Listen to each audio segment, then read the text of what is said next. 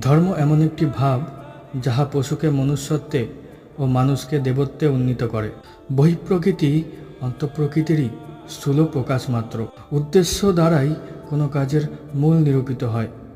তুমি ঈশ্বর, নিম্নতম মানুষটিও ঈশ্বর। ইহা অপেক্ষা উচ্চতর উদ্দেশ্য আর কি থাকিতে পারে?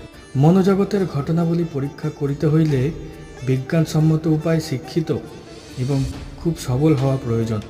মনই সব কিছু, চিন্তাই সব কিছু, এরকম ভাবা একটি উন্নত ধরনের জড়বাদ মাত্র। এই পৃথিবী একটি বিরাট ব্যায়ামাগার। এখানে আমরা আসি নিজেদের সবল করিয়া তুলিতে। একটি চারাগাছকে বাড়ানো তোমার পক্ষে যতটুকু সম্ভব, একটি শিশুকে শিক্ষা দেওয়াও তোমার পক্ষে ততটুকু সম্ভব, তার বেশি নয়। তুমি যেটুকু করিতে পারো তাহার সবটাই নীতির দিকে। তুমি শুধু তাহাকে সাহায্য করিতে পারো।